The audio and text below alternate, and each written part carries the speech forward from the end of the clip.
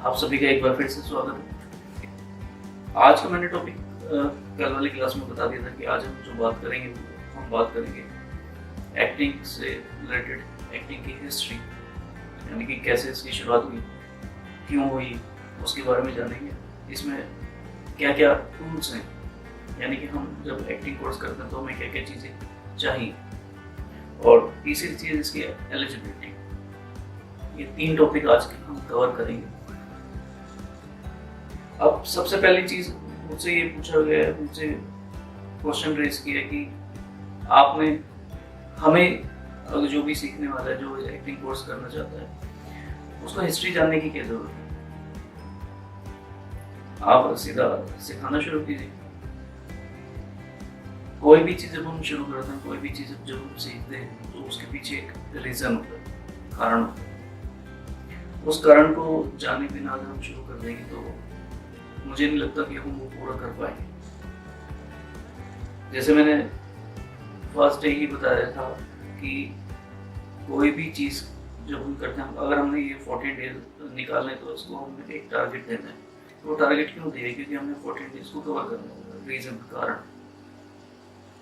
ऐसी acting course को अगर आपने सीखना है तो एक्टिंग की शुरुआत कहाँ से हुई, क्यों हुई, क्या जरूरत थी, तो ये सब चीज़ें जानना जरूरी है। मैं बहुत डिटेल में नहीं जाऊँगा, बहुत कम शब्दों में इसकी हिस्ट्री को उजागर करूँगा कि इसकी शुरुआत कैसे हुई है, हमें क्या मालूम है और एक्चुअल में क्या है। तो ये दोनों चीज़ें जानना जरूरी है। तो चलिए शुरुआत करते हैं। सबसे पहले हिस्ट्री से। हमने अभी थोड़े दिन पहले, कुछ साल पहले ही हमने इंडियन फिल्म हिस्ट्री, जो इंडियन फिल्म इंडस्ट्री है, उसके 100 साल मनाए। बहुत लोगों को मालूम होगा अपने से कि 100 साल से ऊपर हमारी इंडियन फिल्म इंडस्ट्री हो चुकी है। हम वही मानते हैं कि एक्टिंग की शुरुआत वहीं से हुई है। लगभग 100-125 साल से हम एक्टिंग के फील्ड में हैं, लेकिन ये सच नहीं। इंडिया में जो फिल्म बनी, सबसे पहली फिल्म बनी, वो बनी थी 1896 में। लुमियर ब्रदर्स नाम के डायरेक्टर, जो भाई थे, उन्होंने फर्स्ट फिल्म शूट की थी इंडिया के अंदर। उस समय जो फिल्में बनती थी वो बनती थी मूक, यानी कि साइलेंट मूवी। उसमें साउंड नहीं होती, आपको सिर्फ हिलते हुए लोग दिखाई देते, और ब्लैक एंड व्हाइट होते। तब कलर का जमाना नहीं था। जो हमारे कैमरे थे वो कैमरे कलर को नहीं पकड़ते थे, सिर्फ ब्लैक एंड व्हाइट बनती थी। उसके बाद 17 साल के बाद, सन 1913, दादा साहब फाल्के, जिनके नाम से अवार्ड भी हम बहुत सुनने वाले थे, ये इनको दादा साहब फाल्के बहुत ही सम्मानित अवार्ड माना जाता है, वो दिया जाता है, वो उन्हीं के नाम पे। तो दादा साहब फाल्के जी ने 1913 में पहली इंडियन फिल्म बनाई थी, जिसका नाम था राजा हरिश्चंद्र। आप लोग में से बहुत जानते होंगे उस फिल्म के बारे में। वो भी साइलेंट मूवी थी और ब्लैक एंड व्हाइट थी। दादा साहब फाल्के जी ने उस समय जो फिल्में बनाई हैं, लगभग 23 फिल्में। तो 23 फिल्में आज के ज़माने को अगर हम देखें, आज के टाइम को अगर हम देखें, तो बहुत ज़्यादा नहीं होगी, लेकिन उस समय के हिसाब को देखते हुए बहुत ज़्यादा है। और एक राजा हरिश्चंद्र जो फिल्म बन रही थी, तो उसका इंटरेस्टिंग चीज़ जो है, क्योंकि उससे पहले ऐसी फिल्में बनी नहीं, बहुत ही कम लोग जानते थे, करना ही नहीं चाहते थे, क्योंकि नई चीज़ थी, रिस्क कौन लेगा। तो उस फिल्म का एडिटिंग का काम, आर्टिस्ट के मेकअप का काम, डायरेक्शन का काम, और भी बहुत सारे जो भी मोस्टली जितने भी काम थे, सब खुद दादा साहब फाल्के ने किए। उस समय क्योंकि एकदम नई चीज थी लोगों के लिए, तो जाहिर सी बात है उनके लिए ऐसा करना मजबूरी थी। उस समय का वो टाइम ऐसा था कि फिल्मों में आना, फिल्मों में काम करना, वो महिला हो या पुरुष हो, अच्छा नहीं माना जाता। आज हम एक अलग सोच लेकर चल रहे हैं, अलग सोच की वजह से अच्छा नहीं मानते, लेकिन उस समय वो एक अलग चीज थी। तो हम उस पर ज्यादा लंबा खींचेंगे, ये हमारे इंडियन फिल्म इंडस्ट्री की हिस्ट्री है, ये एक्टिंग की हिस्ट्री नहीं है। मैं एक बार फिर से क्लियर कर देता हूँ, एक्टिंग की शुरुआत कहाँ से हुई है वो अलग है। जब मैं बताऊंगा एक्टिंग की शुरुआत कहाँ से हुई, आप लोगों को हैरानी होगी। ये मैंने बताया कि हमारी बॉलीवुड इंडस्ट्री यानी कि हमारी इंडियन फिल्म इंडस्ट्री की हिस्ट्री है जो 100-125 साल से चल रही है। अब बात करता हूँ मैं एक्टिंग की शुरुआत। आप सभी को मालूम है महाभारत, रामायण और बहुत सारी चीजें आपने इस तरह की देखी हुई है। राजा महाराजों के टाइम, अकबर काल और मुगल काल और यटम सटम जो भी, इन सब में क्या होता था, सेनाएं आपस में युद्ध करते थे। जो जितना ज्यादा एरिया कवर करेगा, जितने ज्यादा एरिया पर अपना कब्जा करेगा, उतना महान राजा कहलाएगा। तो जब सेना का काम होता था सिर्फ युद्ध में करना। आज इस राज्य के साथ है, कल उस राज्य के साथ है, परसों उस राज्य के साथ है, तो हर टाइम युद्ध में ही रहना है।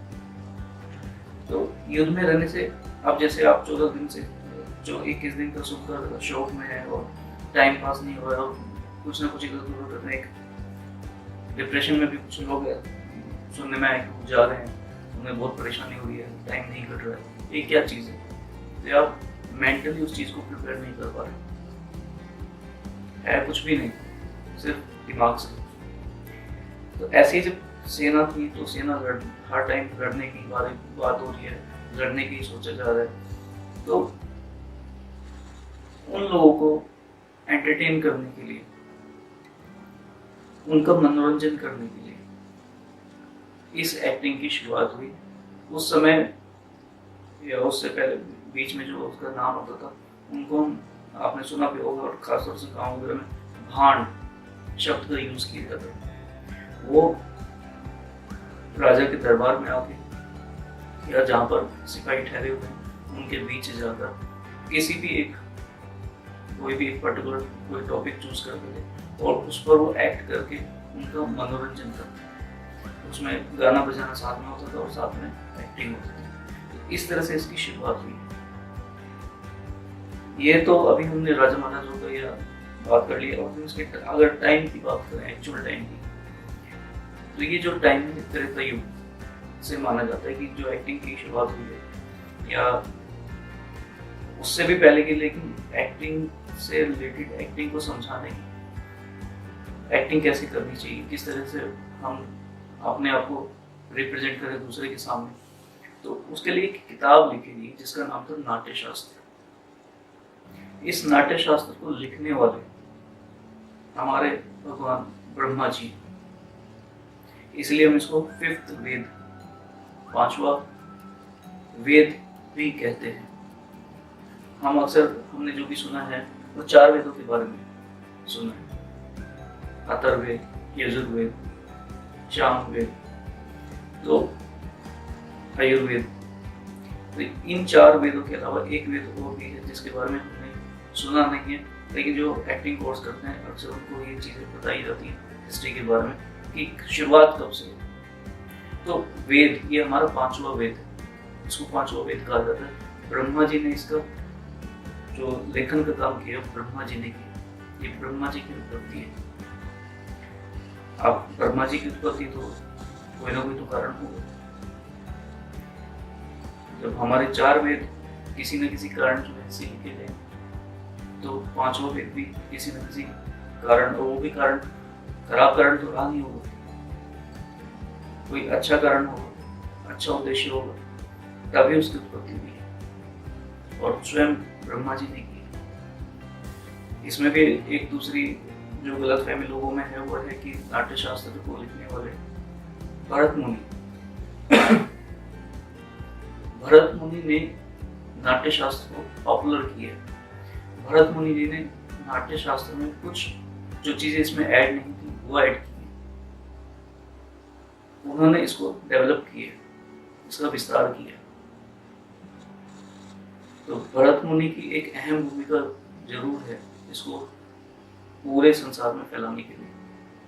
हर जगह संसार, क्या उस समय तो संसार ही कहेंगे, भारत पूरा संसार ही माना जाता था, पूरे भारत में इसको इसका प्रचार प्रसार जो किया गया है वो भरत मुनि ने किया है। इसके अंदर जो भी खामियां थी, जो कमी रह गई थी, वो भी भरत मुनि ने पूरी की। तो इसमें 4 चीजें हम खासतौर से डांस यानी कि नृत्य, नाच जो हम कहते हैं उसको लेते हैं, अपनी एक्टिंग को लेते हैं, संगीत को लेते हैं, और चौथी चीज है रस।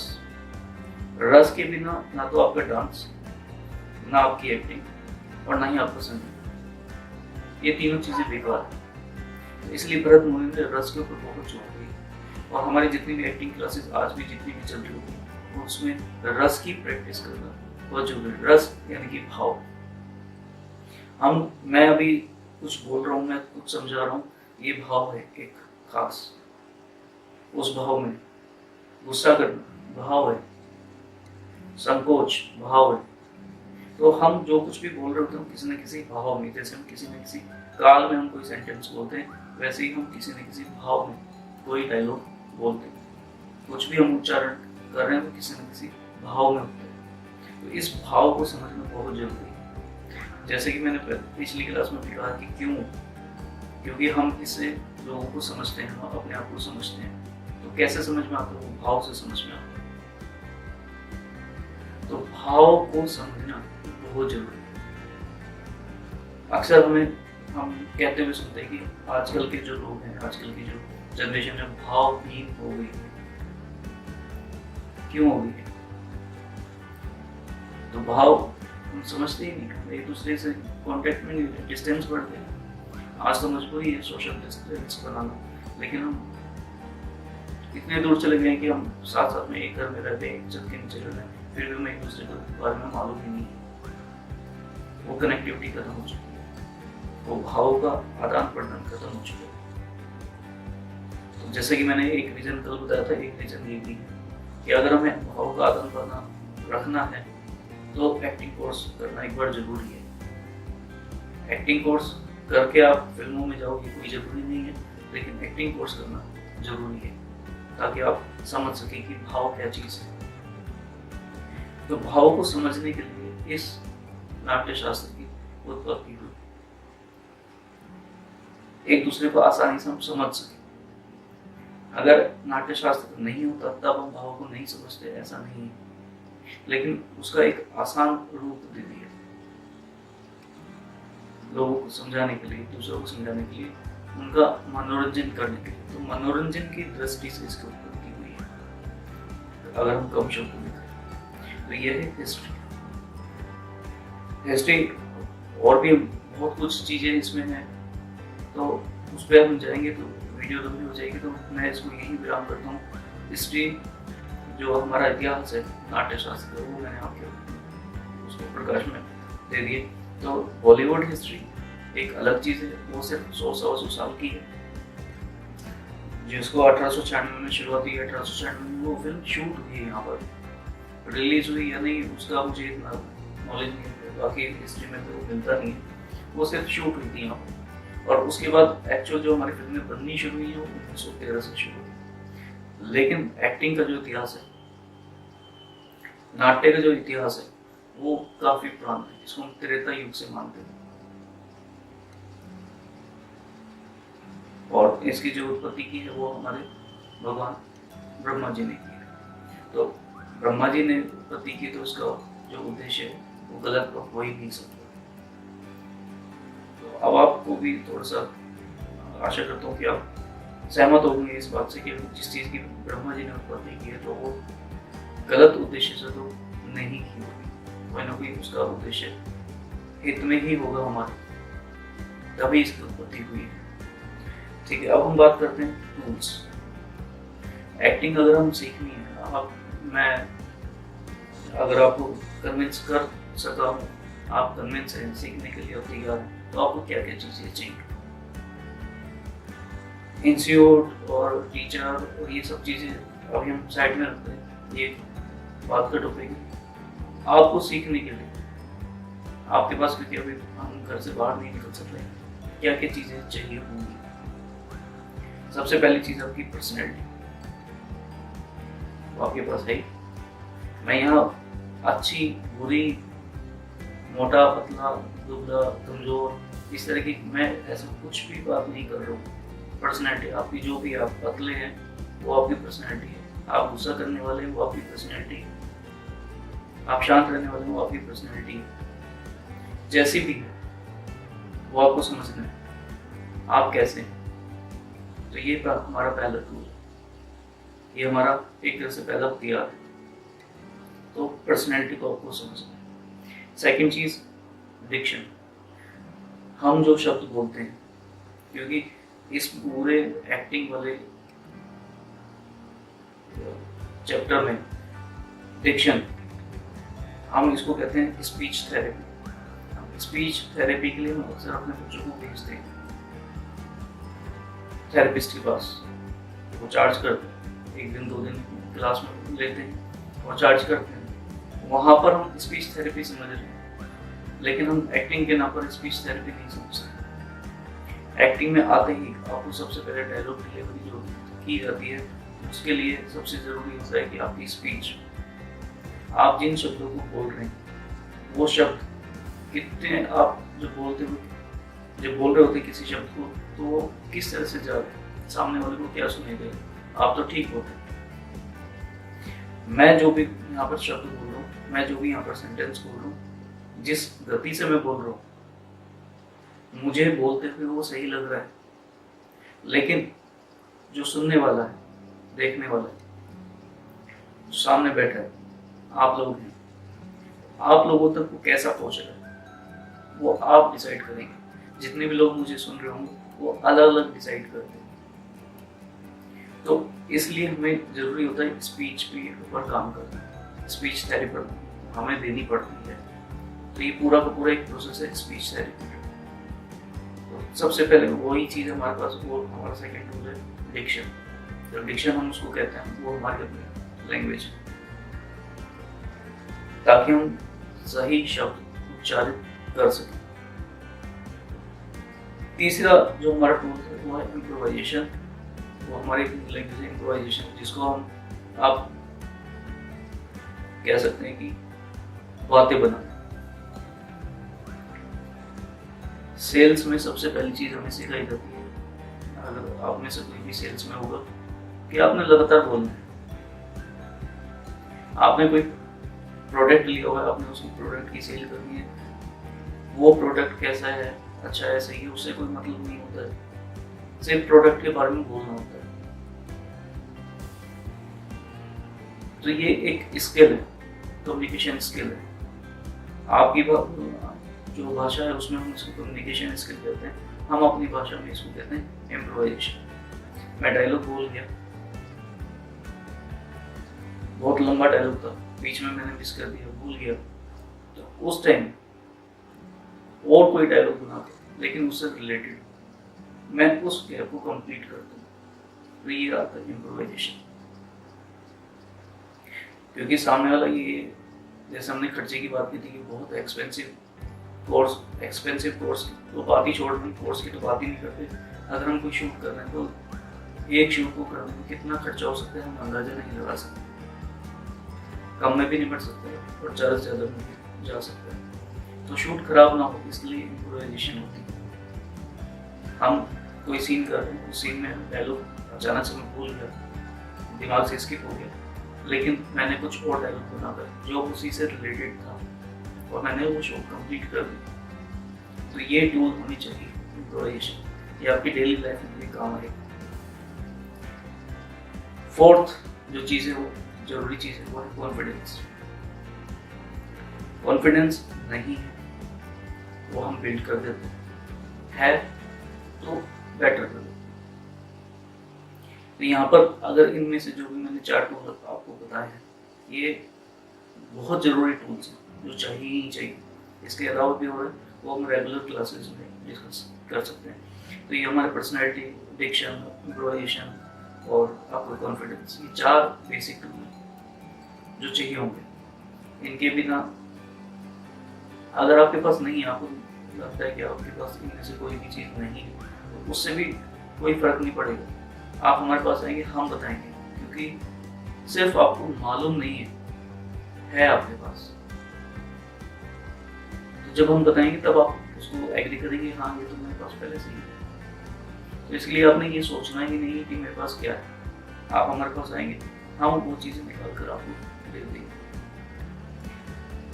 यहाँ पर बहुत लोगों ने मेरे से सवाल करते हैं कि सर हमारे तो टैलेंट ही नहीं है, क्योंकि मैंने यहाँ पे टैलेंट वर्ड की कहीं कोई जिक्र नहीं की है। तो मेरे से बहुत सवाल पूछते हैं क्लास में कि हमारे पास टैलेंट नहीं है तो हम कैसे करें।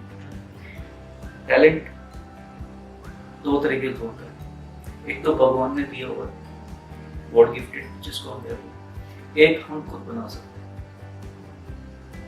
तो जब ये दो चीजें हैं तो इसमें ये इस बात का तो कहना कि हमारे पास टैलेंट नहीं है बेकार, गलत। या तो हम बना सकते हैं या भगवान ने हमें दिया हुआ। भगवान ने अगर हमें गॉड गिफ्टेड कोई टैलेंट हमें दिया हुआ उसको भी हमें निखारना होता है, फिनिशिंग करनी होती है, उसको एक शेप देनी होती है। तो इसके लिए हमें गुरु चाहिए होता है। इसलिए अगर आप में बहुत अच्छा टैलेंट है, आप बहुत अच्छी एक्टिंग करते हैं, आप कर ही रहे हैं ना, रियल लाइफ में आप कर रहे हैं, आप अपने बेटे के सामने अलग होते हैं, बेटी के सामने अलग होते हैं, बीवी के सामने अलग होते हैं, दोस्त के सामने अलग होते हैं।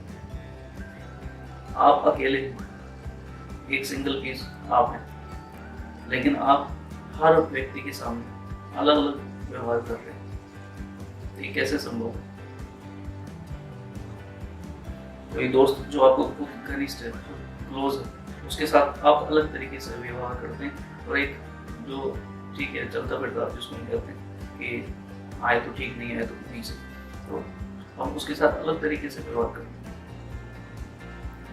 एक हमारा क्लाइंट है जिससे हमें बेनिफिट मिलने वाला है, तब हम उसके साथ अलग तरीके से व्यवहार करते हैं, और जिसका हो गया कि इससे तो हमें कुछ मिला नहीं, उसके साथ हम अलग तरीके से व्यवहार करते हैं। इंसान हम वो भी वही है, लेकिन हम व्यवहार अलग कर रहे हैं।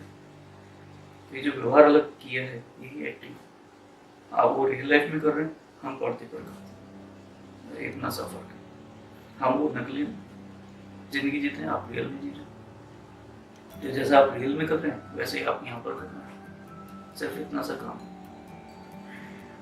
तो हिस्ट्री हो गया हमारा, टूल्स हो गया हमारा। लास्ट चीज इस वीडियो की हुआ है एलिजिबिलिटी, योग्यता।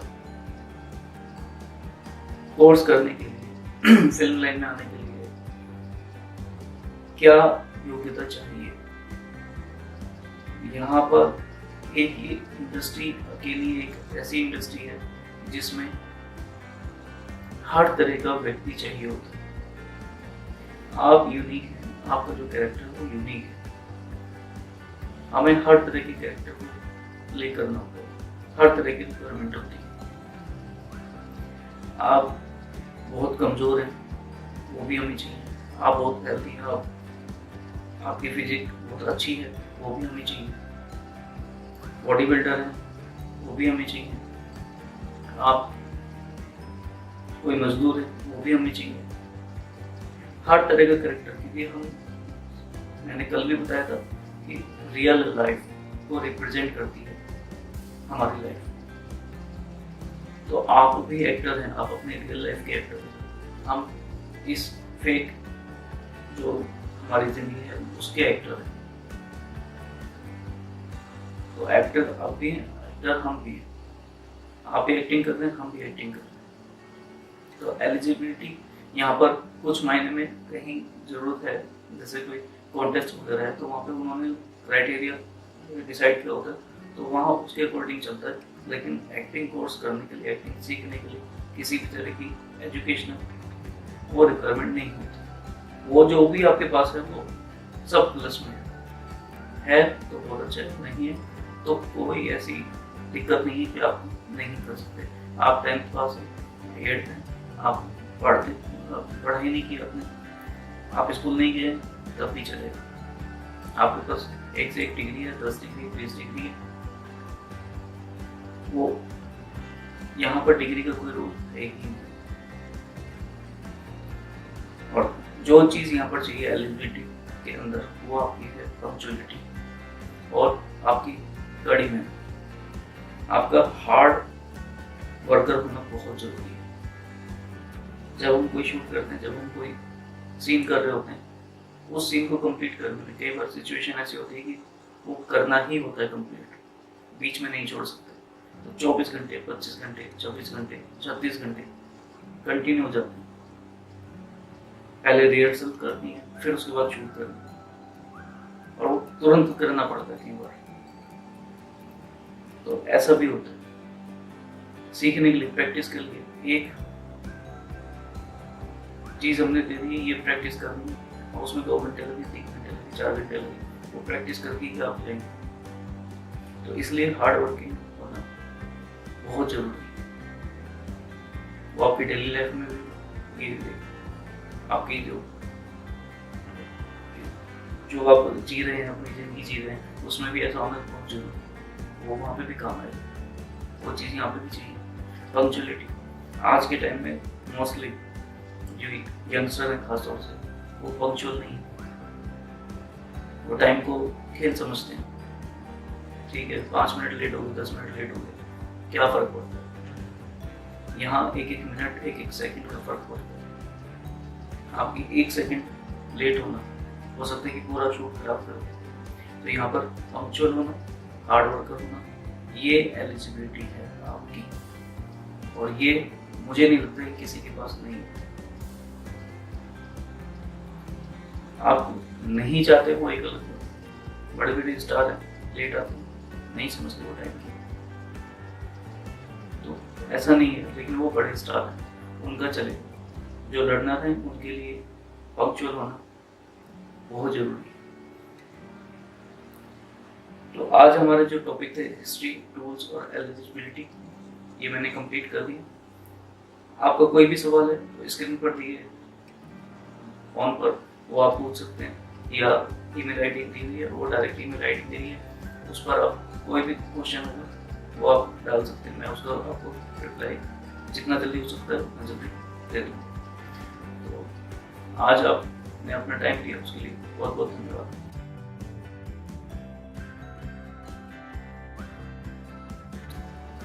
मेल में मुझे एक चीज़ बोली है कि आप जब भी अपनी वीडियो को एंड करें तो उससे पहले एक छोटा सा टास्क, होमवर्क भी उसको देते हैं, कि वो देने से ज़्यादा बेटर होगा।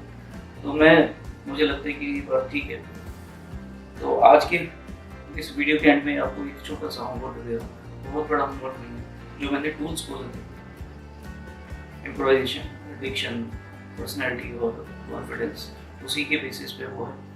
एक छोटा सा काम करना है, कोई भी एक पेज, हिंदी, इंग्लिश, मराठी, जो भी है, जिसमें जिस लैंग्वेज में भी आप कंफर्टेबल हैं, वो लैंग्वेज की बुक लेकर उसका एक पेज, एक पैराग्राफ पूरा शुरू से लेके एंड तक, विदाउट एनी फॉर्मल, यानी कि बिना अटके वो पढ़ना। और कल मुझे कमेंट में या मेल के थ्रू मुझे बताना है कि कितने ऐसे थे जिन्होंने एक ही बार में इसको रीड कर दिया, बिना अटके, बिना रुके।